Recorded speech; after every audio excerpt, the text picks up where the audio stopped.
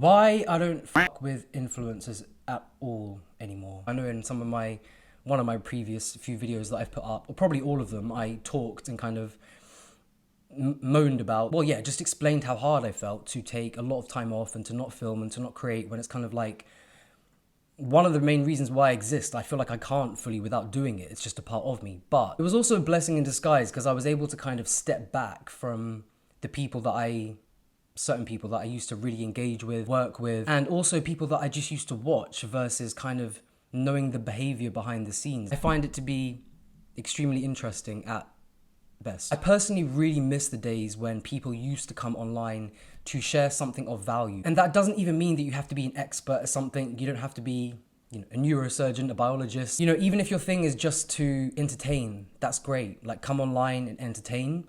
But if you're here just to entertain, stay in your lane. I find it really funny stroke, dangerous stroke, I don't even know what to call it, that now everyone is an expert just because they have followers. That's all I got.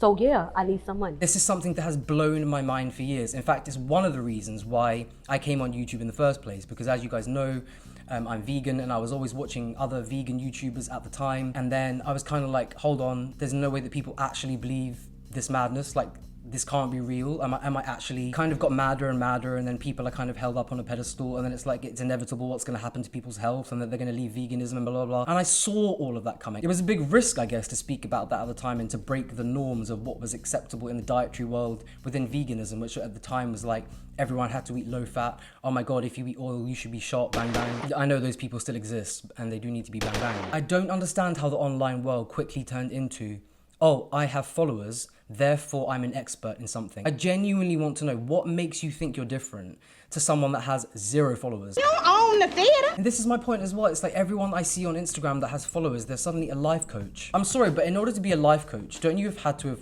had a fucking life? Like, don't you have to have like lived life a bit, like maybe beyond 23, 24, 25? Your brain hasn't even fully developed by then. It's strange to think that people could actually be that basic and maybe that selfish, but you do have to remember, and I'm gonna admit this myself to a certain extent, that anyone online, anyone that has their face online, if they say it's nothing about them, if they say it's just about their audience or it's just about giving back to humanity, whatever the fuck that means. No, anyone that puts themselves on a camera wants attention to some degree. I would not be filming this on a camera right now if I didn't want a certain degree of attention. This is all me. Don't get me wrong, there are some great life coaches that I would work with if I wanted a life coach. Like, some of them are my friends. Like, again, some of these brilliant people online, like, I connect with in real life. We've all seen recently how people can easily be swayed by someone that plays the role, that kind of looks the part, that kind of has a good background story. You all know I'm talking about Jay Shetty. Literally millions of people following him because of who he is, but he's not even that person. Like, at all. Imagine how many people that don't have that much attention on them at all times can easily slide under the radar. And you're putting yourself out there as this thing that's not really a thing to millions of people and not worrying about the consequences. There has to be a psychopathic element in that. There just has to be, I'm sorry. The spiritual coaching world is something that is taking the internet by storm because, I mean, everyone now has realized that being spiritual is kind of the trend, and that guys, I have so much insight into this because, well, many reasons. I guess number one thing I've always hid my whole life. I was raised in probably, I don't want to say the most because that sounds ridiculous, but I don't understand how you could be raised in a family that is more spiritual than. But guys, the spiritual coaching world, I was shocked when my girlfriend showed me some of their channels, some of their pages on Instagram. Like, I really, really, really didn't ever think I would say that there's a whole community online that like 90% of them are that there's something missing. Like, and it's not spirituality. People seem to think these days that they have a few thousand followers on Instagram or whatever platform, YouTube, let's say. They go to an ayahuasca retreat, they do some plant medicine, they do a psilocybin journey.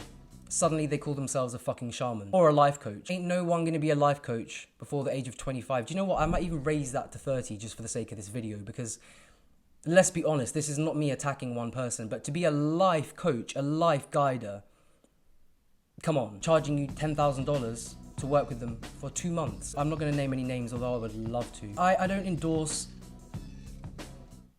bullying of any kind, even though I feel like I used to be one in school, but at least I was 12, okay, like I can forgive myself. What I was saying is there is even particular people that are charging up to £100,000 a year to work with them. What the fuck did you just say? Presenting themselves as a spiritual guru, presenting themselves as a life coach. You have to remember the only kind of people that are going to reach out to that type of person for help are people that are very lost. And often people that turn especially to spiritual guiders is because they're suffering so much on a human level they don't know what to do. Maybe instead of going to a psychologist, a psychiatrist, or someone that actually even has a lot of experience spiritually, which even I don't, even though I grew up in a family like that. I know where my strengths are and what I can teach people based on my qualifications and experience and life. That's just a fact. But I wouldn't dare pretend I'm a spiritual guide or guru, or that if you work with me, I will change all the energies in your life. Guys, people actually put this in their Instagram bio.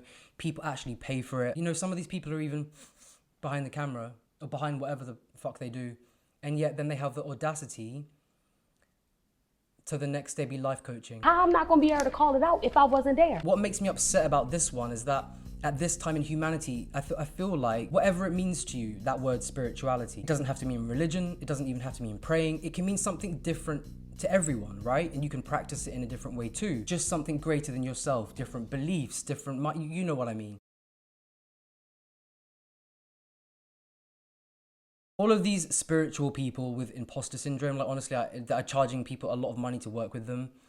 I honestly, like, if I could, I would go and punch every single one of them in the face. I don't just mean a little like, oh, what's going on? I mean like, the thing is though, guys, I mean, speaking of spirituality, karma is a bitch. I feel so strongly about the way that people's minds can be swayed in this industry, if you want to call it an industry, right? But generally what I'm saying is I've learned peripherally, is that a word?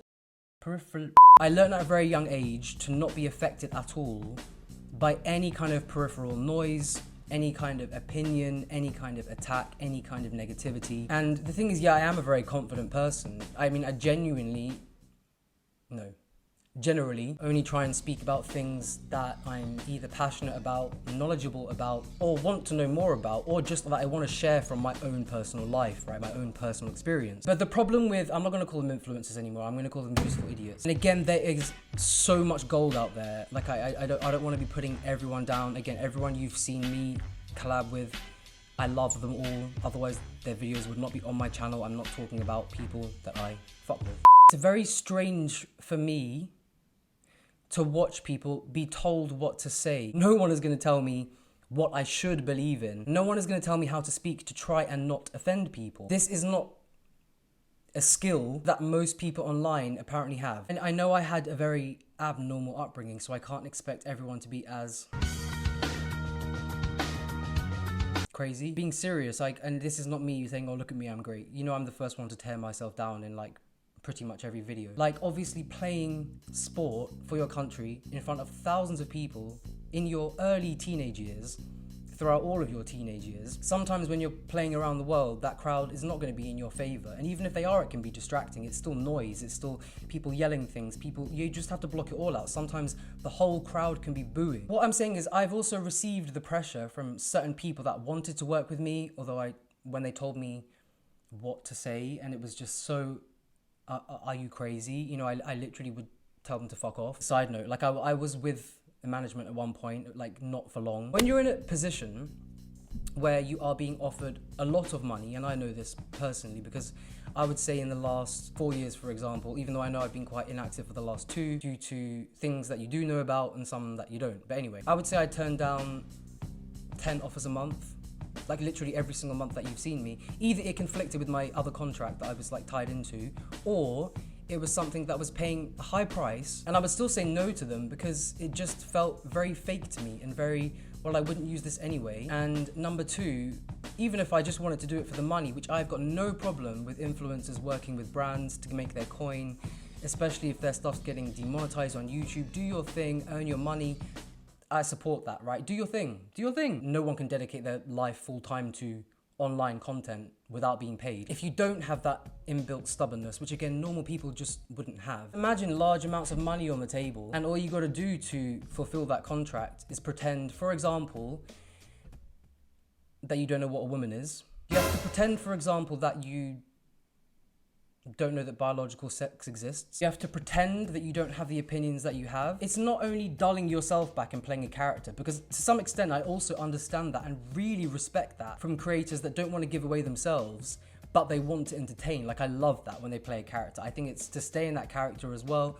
It's genius. But it's one thing to just play a character, but it's also one thing to be told what to say and to pretend that you believe in certain things just to keep people happy, just to not offend anyone, which now it's, you know, everyone's whole life, everyone's whole existence is apparently about not offending people when they speak. At least if you hate me, at least you know you're disagreeing with Miles. At least you know you hate Miles. At least you know you have a different opinion to Miles. That's okay. To speak at all, you risk offending someone. To have any kind of opinion, there's going to be an opposing opinion. And then, oh my God, how do we keep everyone happy? Let's just pretend that we support everything in the whole world. The fuck? It gets on my tits. 1 month it's the bullying of, oh my God, you have to put this flag in your bio. Oh my God, you have to put that flag in your bio. It's become about things that are dangerous towards children as well, but they'll still promote it. They're trying to keep everyone happy, but also putting them in risk. I just think if you're not well educated on a subject, if you are not behind the political movement that you're supporting,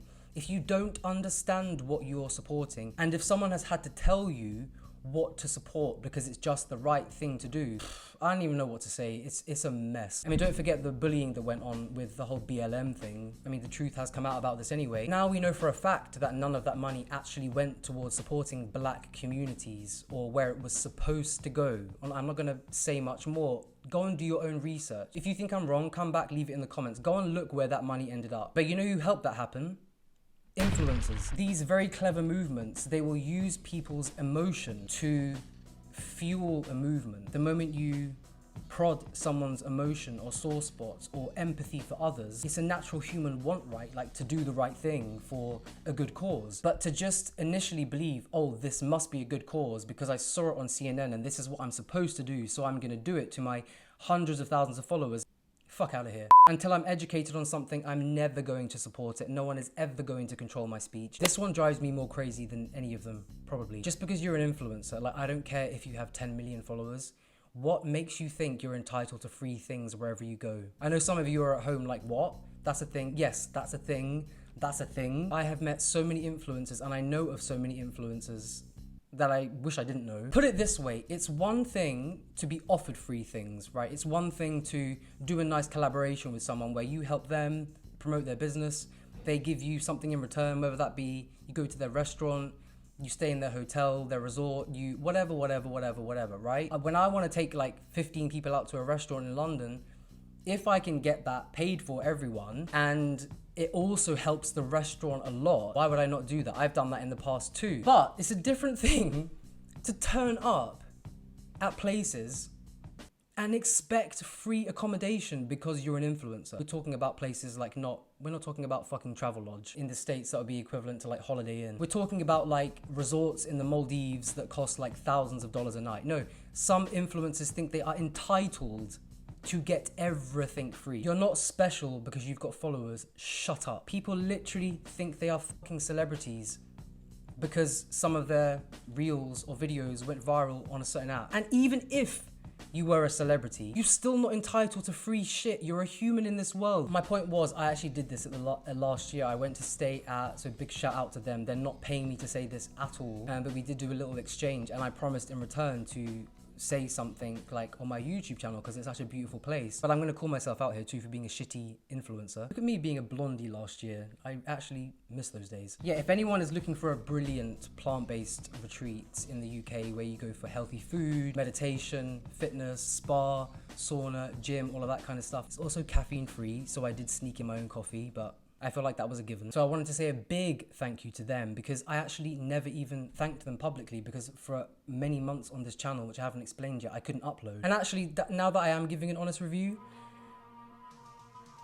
I feel like I want to say it. I swear I've got Tourette's. I just need to say it and maybe I'll just edit this bit out, but there wasn't enough protein in the meals.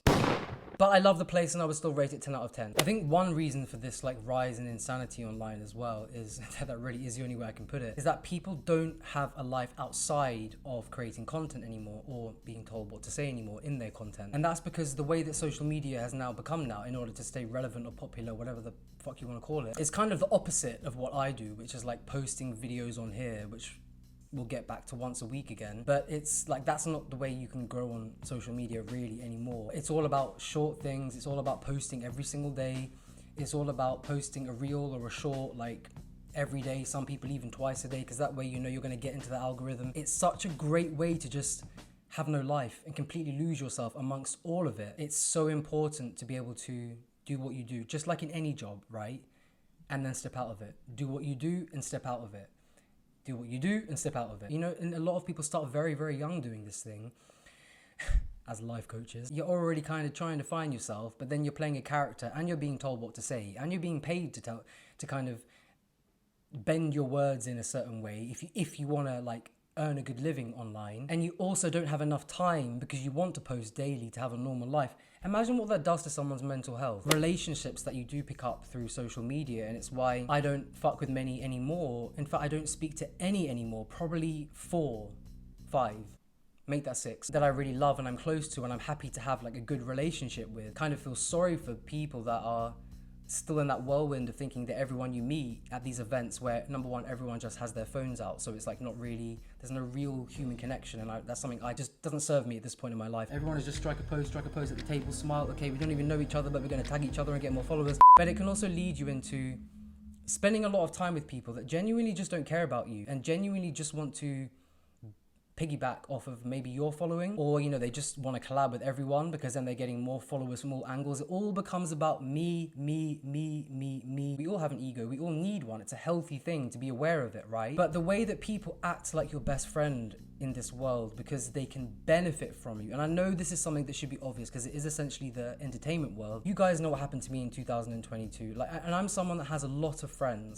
It only took me having to go to rehab and being honest about what I was going through behind the camera, and I would say out of those 100, probably 7 or 8 decided to stay in my life and stick by my side and actually ask me how I was. It's really sad to think that people could be this shallow, but it does happen. Like you take a knock, you can't film for a few months, or you're ill, you're sick, suddenly 90% of your friends have gone. But at the same time, it was a blessing in disguise because I know that the people that supported me, stuck with me, and showed me that they loved me as a person, those people are like gold that will stay in my life forever. So it was a blessing. So that's just sad as well, knowing that a lot of other people are just kind of not wasting their life because they may be doing something very useful, but kind of in a way wasting their time with people that genuinely don't actually care with them, or are kind of just having a relationship where you benefit off each other but for a long time. It's just not my thing. I treat people in real life exactly as I would, whether they're a toilet cleaner, whether they're an influencer. I'm going to treat them the same whatever they're going through if I love them